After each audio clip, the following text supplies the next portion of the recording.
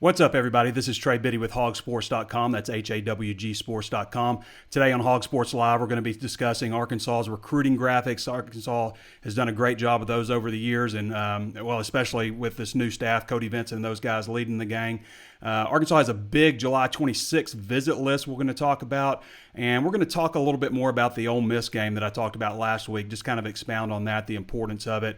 We're going to discuss transferring, and I have a few ideas for the NCAA to improve those policies. We'll touch on basketball recruiting. Of course, the headliner, my top 10 impact recruits for Arkansas, plus Keith Grayson and YouTube's War Machine 2013 are going to join us. It's all happening on Hog Sports Live.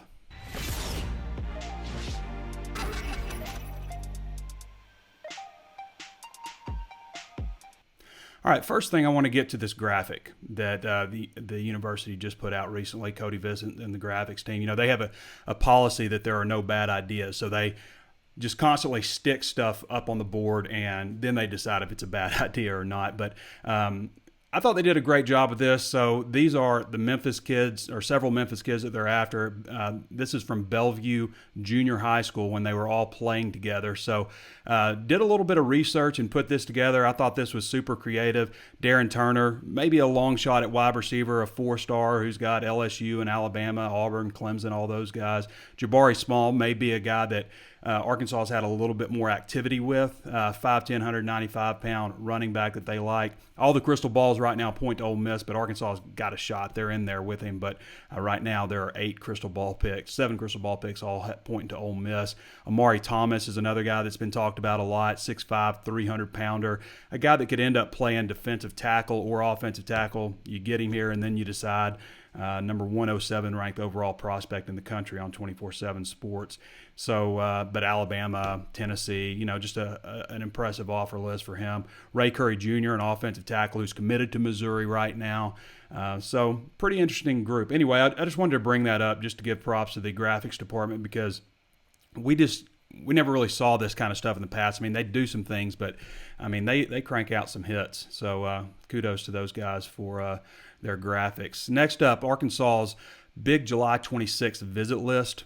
Now, Danny has got a running list. I don't want to go over everybody, but I'm going to talk about some of the confirmed commitments right now who are committed to Arkansas. You got Chandler Morris, Mason Mangum, Alan Horace, Brandon Frazier, Takias Crawford, Jamie Vance, Jashad Stewart, all confirmed. And then there's probably, I would say right now he's probably got close to 24 names on there. I would expect to get upwards of 30 if you compare it to what happened last year. July is a big month for Arkansas recruiting. It's a dead period. I mean, right now it's a dead period that started on the 24th. It runs through July 24th. So that particular week is going to be very critical for Arkansas recruiting because every team in the country is going to be trying to get recruits in for that week because on August 1st, you start another month-long dead period until August 31st. So pretty interesting situation there. But that's going to be a big weekend, obviously. There's a lot of 4-star type talents, including like Martavius French, Bryson Eason, 2 linebackers that Arkansas has desperately been after. Pretty interesting stuff when that comes around. But right now we're in a dead period. Still stuff going on with recruiting. All right, before I jump into too much more, I want to remind everybody to like, share, follow, comment if you're enjoying the video. There is plenty of ways to watch. You can check us out on Apple Podcasts. If you're listening on Apple Podcasts, please throw us 5 stars. If you like the content, throw us a review. Helps us get our reach out there to more people. We're also on Spotify and Stitcher, so plenty of ways to listen. Also plenty of ways to watch Facebook Live. Throw us a thumbs up right now if you haven't done so already. And, of course, YouTube. Be sure to subscribe, like the page, and if you're on YouTube, hit that notifications bell. All right, carrying on. Where were we at here? Went over the July 26th visit with one guy who's not on the 26th visit list is Blaine Toll, who's not on the July 26th visit list. Blaine Toll is actually making a decision on Friday at noon. So I don't know, maybe it's a race.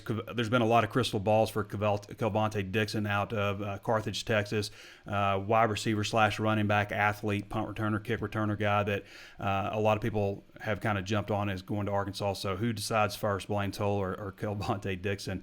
But Toll has actually announced when he's planning to make a decision. So watch out for Blaine Toll. Arkansas, Tennessee, Memphis, Oklahoma, Ole Miss has visited Tennessee on June 21st, visited Arkansas on June 12th, has not officially visited Oklahoma, and I don't guess that'll happen. But Blaine has said in the past that he wanted to decide before school starts, so maybe he'll visit Oklahoma afterwards. We'll see how that goes down. Okay, I wanted to just also I gotta be sure to get some questions in. We're gonna have Keith Grayson and War Machine 2013 on later. For those who don't know, I mean, I think you're familiar with Keith Grayson now, Razorback fan who has a lot of great takes. But War Machine, I thought was an interesting character. This is a guy that has, over 7,000 subscriptions on YouTube, has produced 803 videos, anything from like highlights of Arkansas versus SMU in 1982 to Daniel Gafford cut-ups to game cut-ups. He'll take a game and cut it up, cut out all the stuff in between. So War Machine does a good job. I want to find out a little bit more about that guy. All right, so Arkansas versus Ole Miss in week 2. I talked about this a little bit the other week. Or last week, I guess. I just think this is such a big game for so many reasons, because I do feel like Arkansas is battling that 2-10 record a little more this year than they did last year when it comes to recruiting. So obviously there's the idea of becoming bowl eligible. That would be big for this team. Team morale. All the work you put in the offseason. You brought in 2 quarterbacks. You've had so many transfers, 31 scholarship players transfer out in the last 18 months since Shad Morris took over. All the work you put in the offseason, just to have a win like that, I think that would improve your team morale, because I think about last year when they didn't have anything to play for and just how out of hand things got. Like, let's get this season over with. That was just kind of the feeling when you lose 52-6 and 38-0. There's no other way to describe or blame reasons for that. But, last year, the reason I point to Ole Miss so much is just because they almost got them last year in Little Rock. It was so close, 37-33. Ole Miss outscores them 23 in the second half, or not in the second half, but just a surge in the second half, not all total. But you lost Rakeem Boyd, Devwah Whaley, Ty Story, who I thought was playing really well at the time. And Ole Miss has lost a lot. They lost 2 second-round draft picks at wide receiver, a second-round draft pick in Greg Little, another tight end in the 7th round. So they lost some players, but it's not like they just quit recruiting. Matt Corral is supposed to be a pretty good player. He was very highly recruited. They didn't just quit recruiting wide receivers, but I think it's key. You got a new quarterback, and Arkansas has new quarterbacks too, but I think it's key for Arkansas to get them early, before they have a chance to maybe gel all the way. So could be big for team morale, and as I mentioned, recruiting. There's no mistake that they're battling that 2-10, whether it's recruits seeing it, whether it's coaches negative recruiting them, they're battling that 2-10 deal. So let's see. Where's my page here? How many people we got on here? 47. Guys, I want to remind you one more time to go ahead and get your questions in if you got some questions for War Machine. For those who are familiar with him, he'll be happy to answer some of your questions. He's coming on later.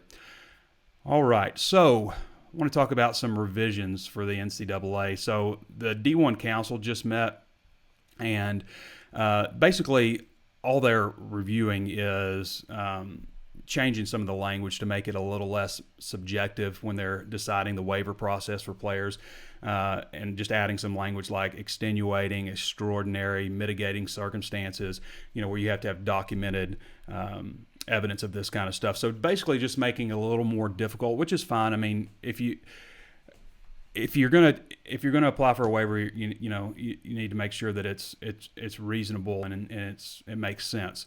I've got some suggestions that they're not going to talk about. These are my suggestions for NCAA transfer rules revisions. All right, number 1, require the student athlete or the person who claims them as a dependent to at least inform the head coach of their intention to transfer before they go to compliance. Because right now, they only have to go to the compliance department, and then the coach can read about it on Twitter, because that's just a great way to do business. Just make it where they have to inform the coach first and have a conversation, maybe so it's not so just, I'm out of here. I just go tell the compliance department they have 5 business days to put my name in the transfer portal. I just think that makes sense. Tell the coach first and tell the compliance department, or tell the compliance department and then tell the coach, one or the other, but make them have to do those 2 steps. I don't think that's too much to ask. Number 2, I think this makes a lot of sense. I've said this before on Drive Time Sports, but make players who are about to enter their junior or senior season, allow them to transfer without restriction. I mean, these are older, more mature young adults who aren't just transferring out because the coach yelled at them or they got homesick because they're freshmen. These are guys that have given it a good college try. They've given it a shot. And the fact of the matter is, if you're about to be a junior or a senior and you haven't started contributing yet, the coach is fine with you transferring. I mean, the coach is probably encouraging you to transfer. To fit under the 25-85 rule, where you can bring in 25 players a year but can only have a maximum of 85, you have to have like 7 players leave your program every single year just to fit in under that cap, so where you can bring in 25 new players every year. So the way it's set up, I just think it makes sense. This isn't a perfect system, but it makes more sense than what you have right now. I still think that freshmen, sophomores should have to sit out a year. Again, it's not fair. Life's not fair. It's not a fair system, but it's the best thing that I think is out there right now. And by doing that, by making them sit out a year, you still have that moment of pause where, if I do transfer out, I've got this. Maybe I should stick it out. And I think that's a good thing. And, before you say that's not how – here's the deal too. So it just – there's not a better way to do it. That I can think of. And if somebody has a better way, put your comments below. Love to hear anybody else's comments on that. But I think you make freshmen do that, and sophomores, and then let the older players transfer. Things aren't working out. Why not? All right, number 3. This is the last one. Allow players entering their. I already said that one. Sorry. All right. So you can. This has to do with graduate transfers, and this kind of annoys me, but because you have players that. They after 4 games of the regular season, this has to do with the new 4-game redshirt rule and grad transfer. So you'll have players that are close to graduating. After 4 games, they just take it upon themselves to redshirt themselves and then announce that they're going to focus on schoolwork and take the grad transfer route. So you just quit on your team in the middle of the season to go transfer out. I just think that's an awful look.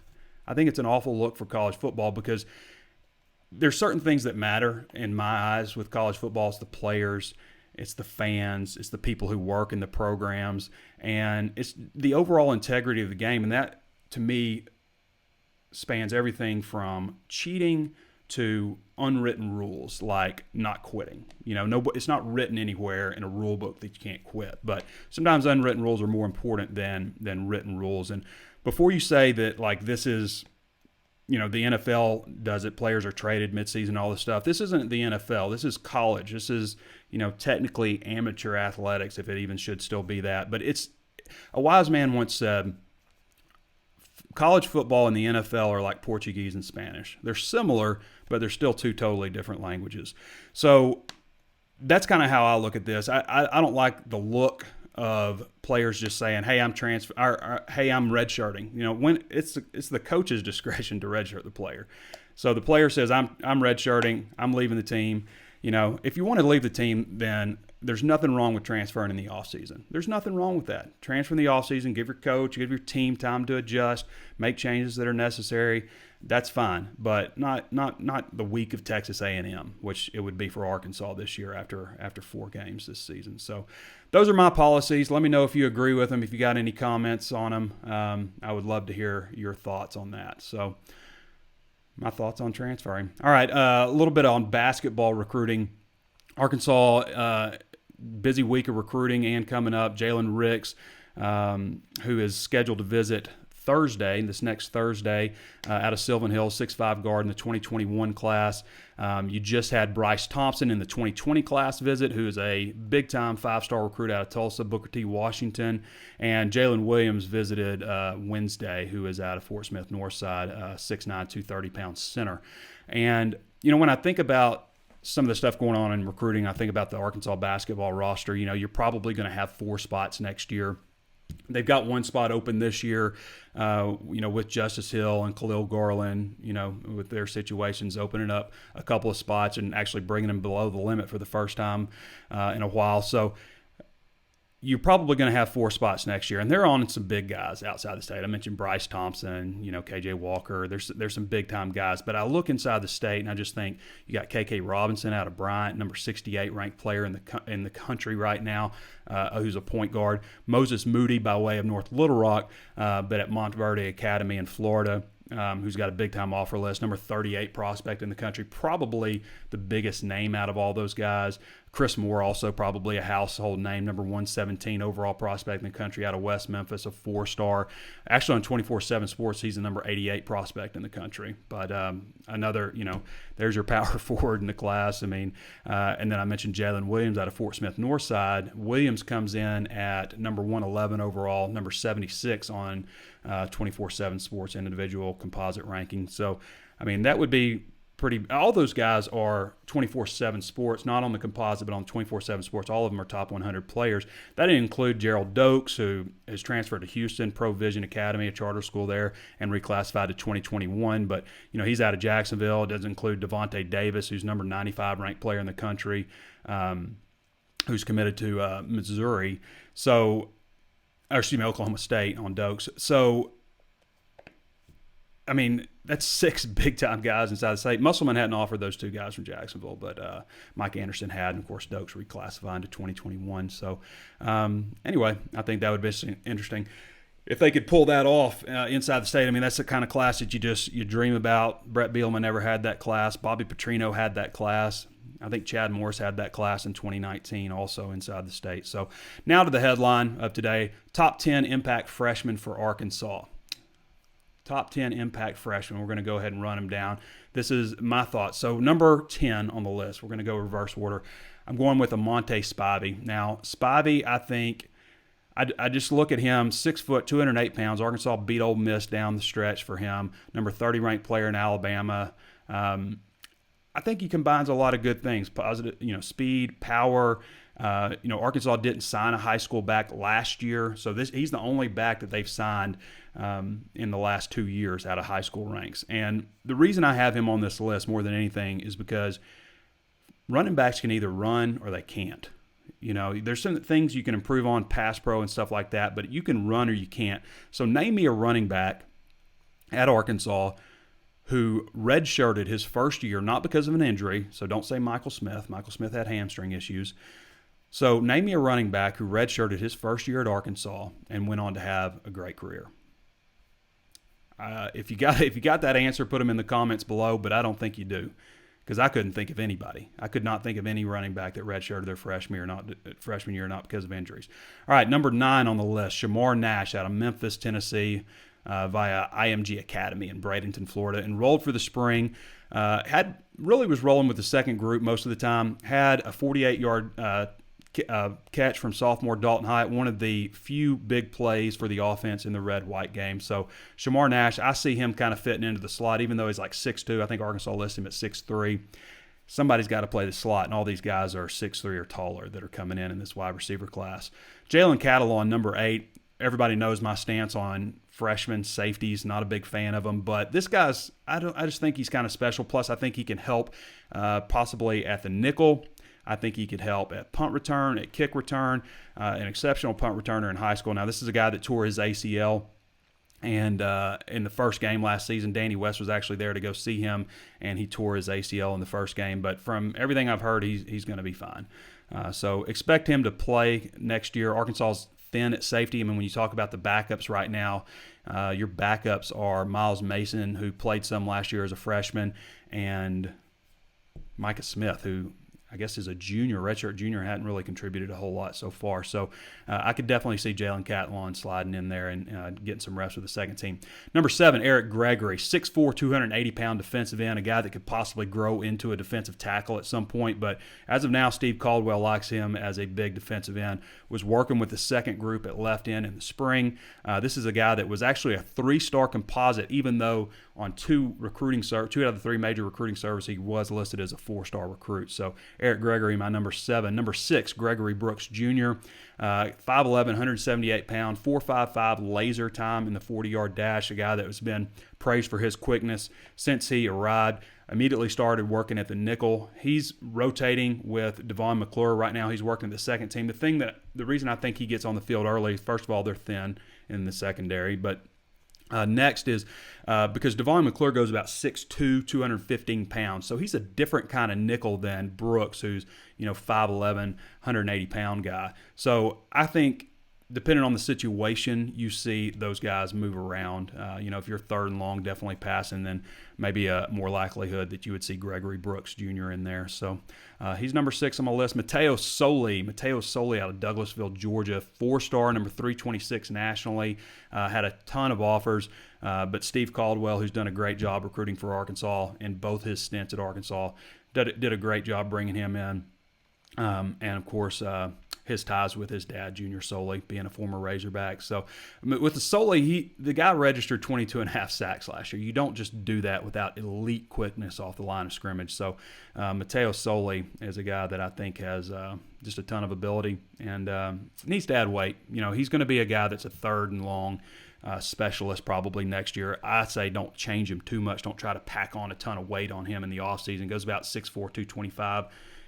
That may even be pushing it a little bit on that weight, but, don't just pack a bunch of weight on him. Do it slowly because he's a guy that can help you get to the quarterback next year, which they desperately need. Number 4, Devin Bush, rolling with the second group. This is a guy that almost didn't sign early with Arkansas. If you remember, he was going to hold off and wait and then ended up signing on Friday. The early signing period was on a Wednesday, so he waited a couple of days, but signed and decided to come in early. He's working at backup left cornerback behind Jarquez McClellion. Big corner at 6 foot 190. One of those guys that feels snubbed by the home state school in LSU, even though he had Auburn, Clemson, Florida State, Georgia, several others offer him. So Devin Bush, a big-time cornerback prospect out of New Orleans that Arkansas got. Number 3, Traylon Burks, another ACL tear. If you've seen any footage from track, then Traylon Burks is good to go.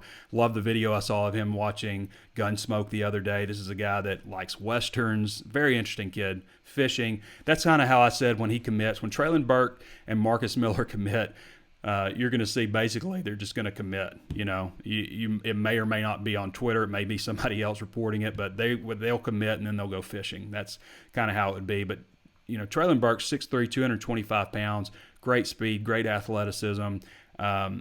He could end up being number 1 on this list. In fact, any of these 3 guys could be number 1 on this list. And put your comments, vote on what you think. Traylon Burks, my next guy, Hudson Henry. So Hudson Henry, just to move on from Burks, who Burks I think is going to be a player for Arkansas next year. But Hudson Henry has a chance to come in and impact immediately as the number 2 tight end. Arkansas uses a lot of 2 tight end sets. They don't have a lot of guys on the roster. When you look at the senior class, you got Cheyenne O'Grady, and then 2 guys that hadn't really contributed a whole lot. So I look for Hudson really to come in. He's got to learn what's basically the second most difficult position to learn on offense at tight end. But I just see him as a guy that, you can split out wide, do a lot of different things. I imagine a day when you've got like Cheyenne O'Grady and Hudson Henry, Traylon Burks, and Trey Knox all on the field at the same time. So Hudson Henry is my number 2 guy for biggest impact. And Trey Knox, I think largely based on the fact that he did enroll early, maybe give him a slight edge over these guys. We'll see how things shake out at the end of the season. But the thing with Trey Knox that impressed me was not that he was 6'5", 218, because I knew he was going to be big, but he's all of that. But his quickness, this guy is super quick for being so long. But Trey Knox made plays time after time in practice, eventually moved up to the first team, replacing Mike Woods, who had a hand injury. Though I think what you're going to see in the future is an offense that's probably going to have Mike Woods and Trey Knox in the starting lineup, and probably early on Deion Stewart also in the slot. Those probably be your first 3 wide receivers out there. So let me know what you think. Vote, comment. What do you think? Who's going to be the biggest impact true freshman coming in next year? All right. Where are we at on time? We are 25 minutes in. All right. So next, guys, I'm going to bring in my 2 guests. Keith Grayson. Everybody knows Keith Grayson. He is the disgraced former president of the Arizona Razorback Club. Where's my graphic there? And War Machine 2013. They are my guests today. Give me a second to get those guys on the horn here. This is Keith Grayson. Hey, Keith. How you doing, man? So I was just doing a little bit of an introduction as your, Arizona Razorback Club, disgraced former president, Razorback fan, and just all around entertaining guy. We don't have War Machine just yet, but he'll be joining us shortly. How you doing, Keith? I'm here. War Machine is here. War Machine 2013, just to give a quick introduction on him. You've got over 7,000 followers on YouTube. For those who want to follow him, it's War Machine altogether, 2013 altogether. You got 7,000 subscribers, 803 videos, anything from cut-ups of Arkansas and SMU from 1982 to Bobby Petrino's the best of Bobby Petrino, Daniel Gafford highlights. It just goes on and on. And but first, Keith, I want to bring you in. You got anything you want to say to introduce yourself?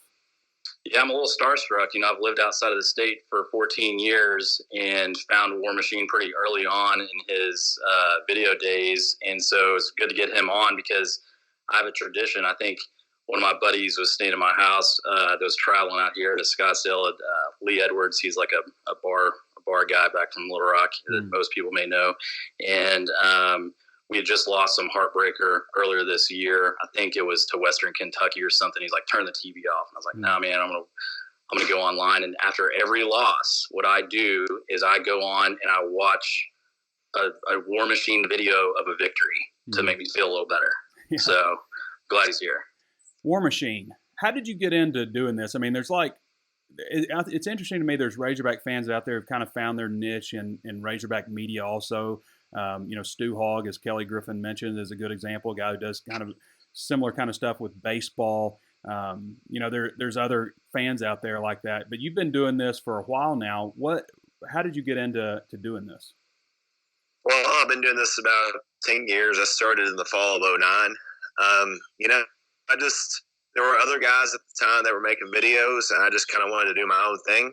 And thankfully, my dad had like 25, 30 old basketball and football games on VHS. I'm like, no one else has these up on YouTube. No one else has any footage of this up. So I might as well be the guy to get this going. And then it just has blown up even more than I could possibly imagine since then in the last 10 years. It's great. You can't monetize any of this stuff. Am I correct? I mean, this is kind of kindness of your heart type of deal, right?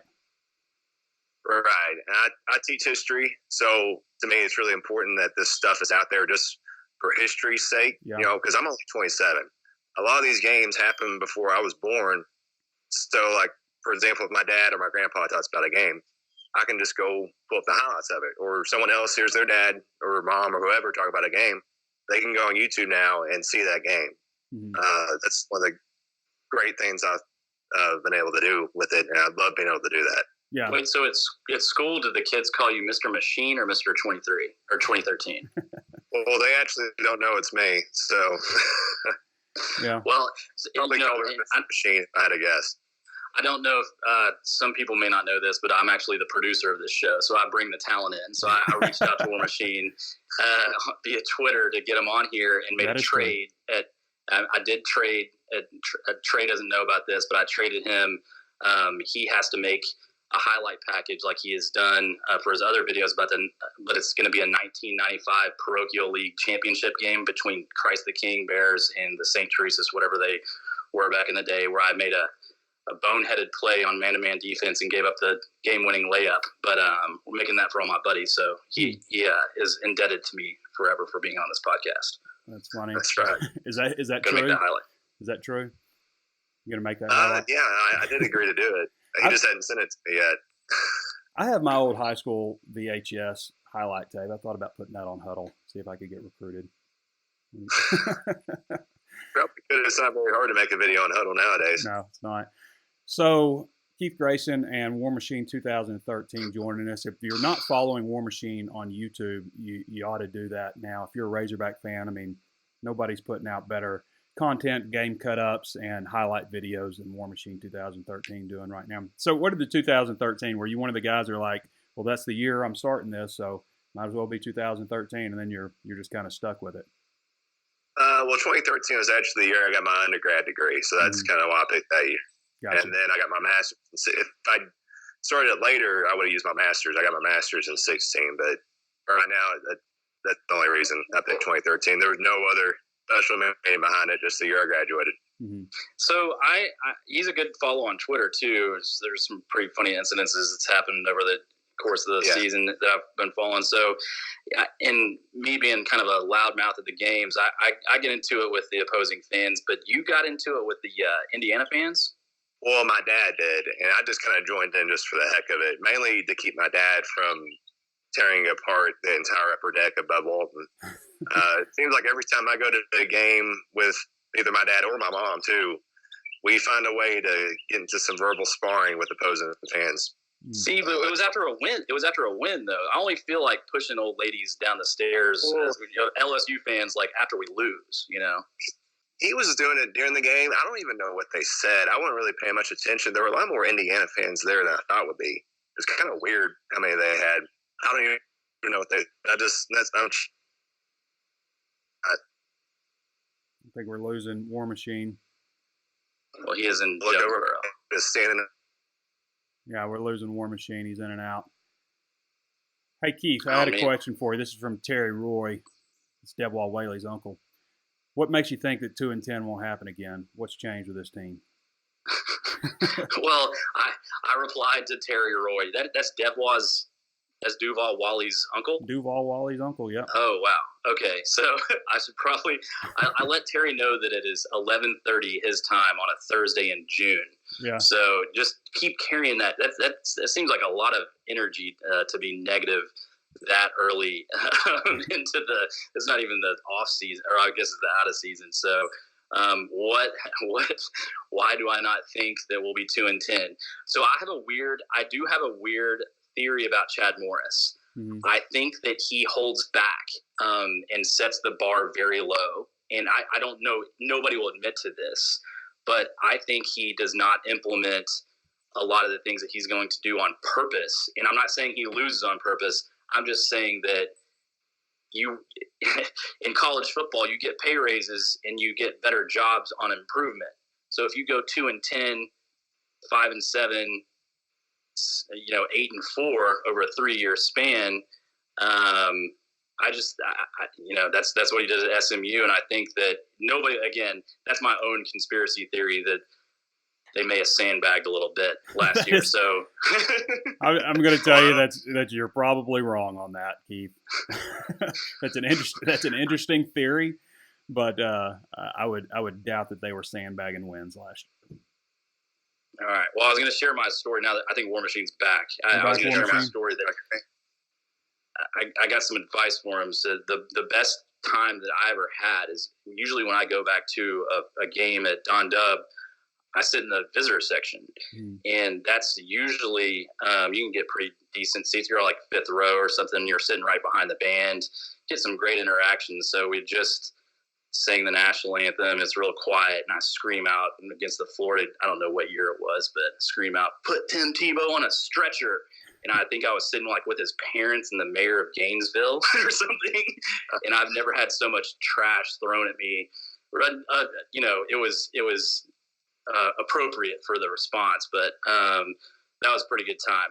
We did lose the game, but we won the smack talking contest. So good deal. I didn't get sucker punched by anybody in jorts. War Machine, why is Arkansas going to win more than 2 games? Give me one main reason why they're going to be better this year. Just the improvement of the skill guys, especially at the receiver position. Mm-hmm. I think that alone Trey Knox is an absolute stud.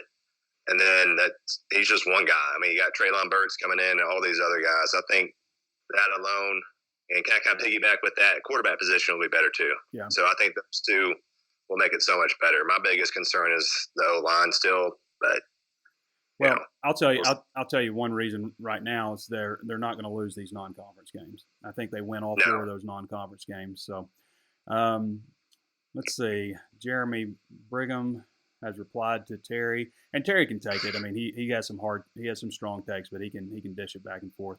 Claire Bailey listening in Phoenix. Thanks, Mom. Hey, what's up? You know Claire Bailey?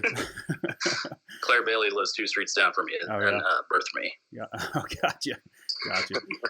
Brent Treadway says, do the Hogs have any chance at some big-time offensive linemen in the next classes? They got some chances. I mean, I mentioned Amari Thomas earlier, who could possibly be offensive line, defensive line, but Takias Crawford's already committed, number 9 ranked offensive tackle in the country, top 100 player. We talk about Garrett Hayes a lot. Really, I don't think you add more than 3 offensive linemen in the class because you already got Luke Jones on board. So, let me ask you this: if Myron Cunningham beats out Colton Jackson, does Colton Jackson slide to the right side? It's a good question. I mean, you basically have to try to get your best 5 on the field, right? So I think if Myron Cunningham proves that he's one of the best 5 and Colton Jackson proves he's one of the best 5, then I think it's more likely that Cunningham moves inside at guard, at one of the guard positions. And I've said before, I don't see why Shane Clennon doesn't get more action at center. I mean, if that's the way it ends up, that's the scenario. You know, and Austin Capps and Shane Clennon are, you know, some of your 2 of your best 5 guys, then it just makes sense for me to start getting Clennon more work at center. He takes pre-practice snaps at center, but doesn't do much in practices. So, and I just don't think that Ty Clary is being pushed really right now by Silas Robinson. I just don't think he's there yet. War Machine, how much video do you watch? I mean, you're putting all this stuff together. You're watching full games and breaking it down into highlights. Do you actually kind of like break stuff down from an like analytical standpoint, or you just looking for big plays? Not necessarily Arkansas games. I'm looking for a highlight video or 10-plus yard plays, tackles for loss, sacks. I think I'm going to start including like the penalties that lead to scores, just mainly things like that. Just big hits in general. I would love the penalties thing. If you could put that together, please, I would appreciate that. Yeah, I tried to do that a little bit with this SMU video I did. Of course, I had to include the infamous pass interference call. Yeah. That was in that. Yeah. And then there was like a personal foul I showed in that set up an Arkansas touchdown. I think that would be a good addition because I've seen other guys do that. And maybe I might show some punts and stuff that, you know, flip field position. I don't know. I'm kind of toying with some ideas on that. Mm-hmm. What about controversial losses like when Bua hit Chris Leak? That one's the coming. helmet. I got that video made. It's coming soon. So that was something. I exited the stadium on that game when Arkansas raced back. Actually, was walking and caught the rest of the game. Literally on Palmer Street, which is just off of Razorback Road, and I missed that one. I got a similar story. I got a story kind of about somebody missing a game that I've been wanting to tell for a minute. And I was a student at U of A, and we were playing LSU, and it was the Miracle on Markham, the first one. And LSU kicked the field goal, and we got terrible bad field position. And I see Joe Klein walking right under the stairwell where I'm at. And I lean over the rail, and I'm probably nose to nose with him because he's like some sort of gigantism freak. And he I said, "You of all people cannot leave this game right now. We're about to win." And he just smiled and took his family that was like he was sheltering under his arms because I was inebriated and left the stadium. And he listened to the Miracle on Markham in his car. You know, the Miracle. And I probably still haunt his dream. The Miracle on Markham, I was like 4 rows up. I was sitting with my friends, the Joneses. And I just remember, the thing I remember about that game is when the play happened, it was like a domino effect of heads leaning over the railing, and you couldn't see it. But I just remember seeing one head after another, you know, just go in a row. It's like a wave of heads.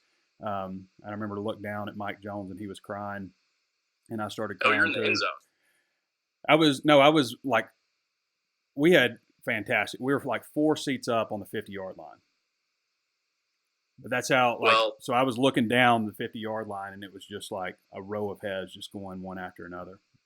That's how I knew that I had matured a lot, because after that game, the person next to me jumped the rail and got maced with like bear spray mace or something. And I was like, yeah, I'm not going to test that one. Did you hear that story about that guy who sprayed his family with bear repellent?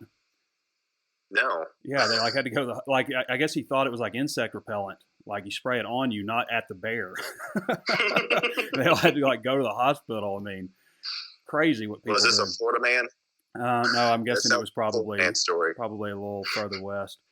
All right, guys. Any last words of wisdom? Go for it, War Machine. Go Hogs. That's about all I got.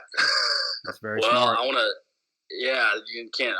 You can never go wrong with that. No, I want to appreciate Trey, I just want to appreciate you having me on as much as you do, because this is the number one rated Arkansas Razorback podcast on iTunes. I don't know if you check the rating systems compared to everybody else, but and the only one that has any more ratings, 5-star ratings, is Bo's show that's been on for 25 years or something, or whenever podcast came out. So you are this is the number one podcast in the universe. Well, I appreciate that, guys. All right, we'll talk to you again soon.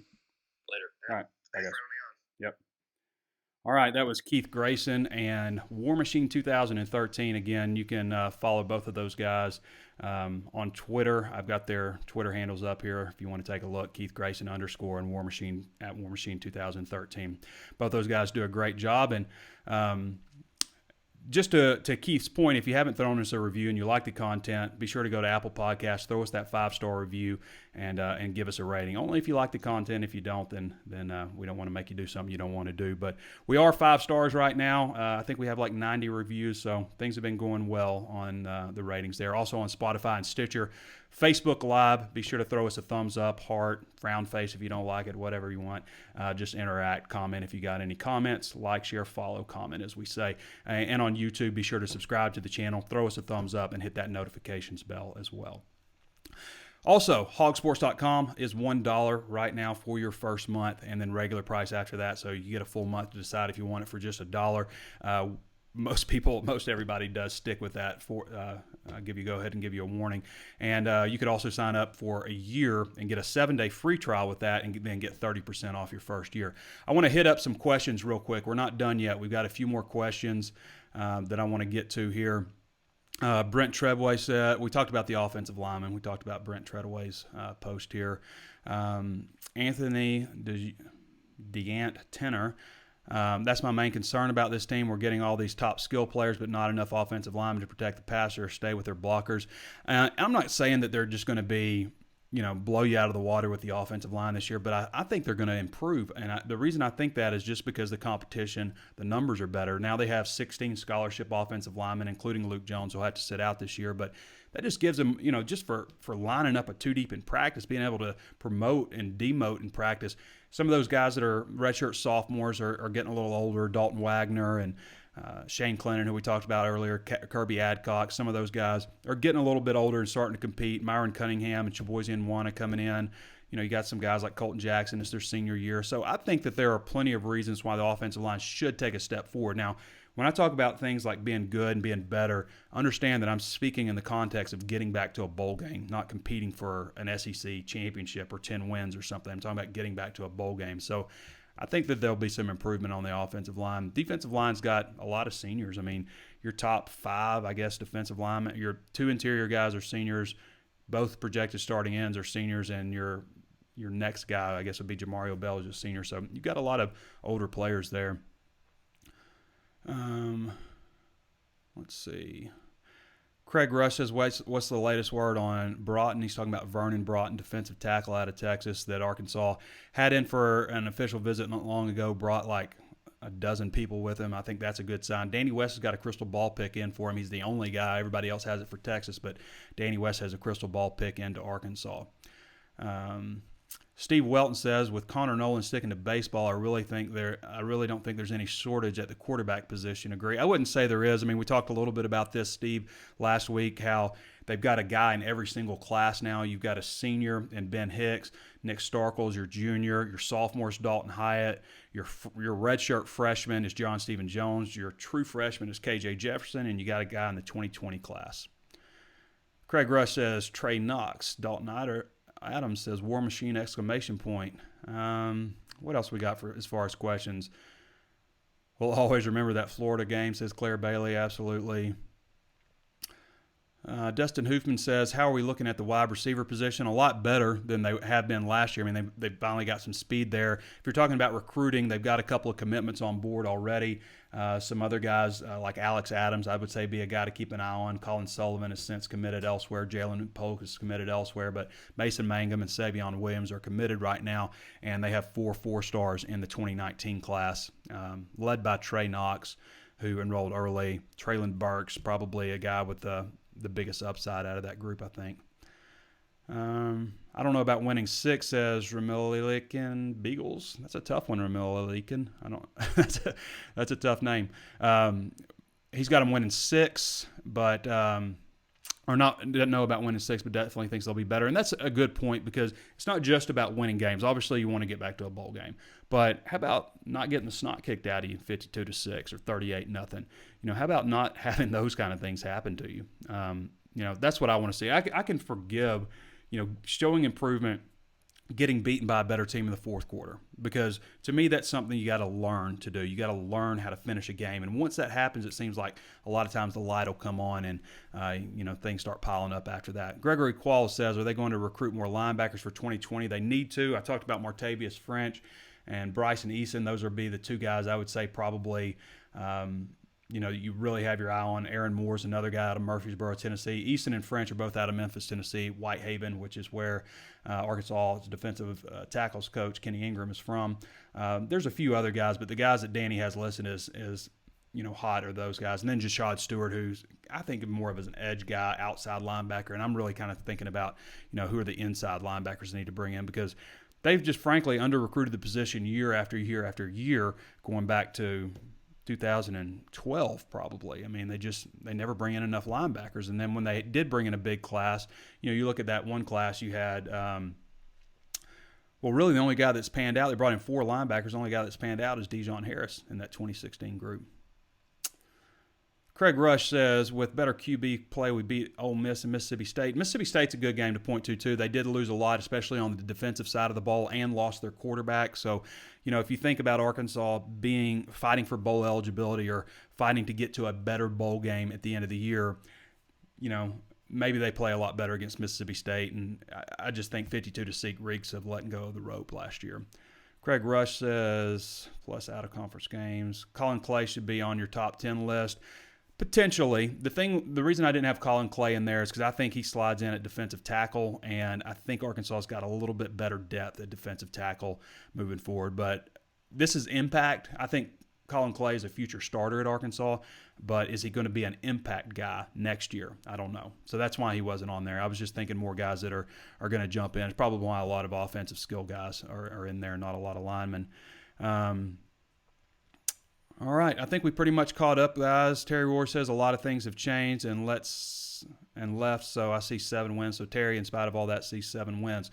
All right, everybody, I want to remind you one more time, give us a thumbs up if you haven't done so already. If you're listening on YouTube, be sure to subscribe to the channel, throw us a thumbs up, and hit that notification so you can be alerted every time we have something. This is the last video for a little while. I'm going on vacation next week. We usually do these on Mondays and Mondays and Thursdays, but next week I will be out of town, so I won't be able to do that. So if you're listening on Apple Podcasts, again, give us that 5-star rating if you like the show. Helps us get our message out there to more people. We're also on Spotify and Stitcher. So for Keith Grayson, for War Machine 2013, this has been Trey Biddy with HawgSports.com. Last show for at least over a week.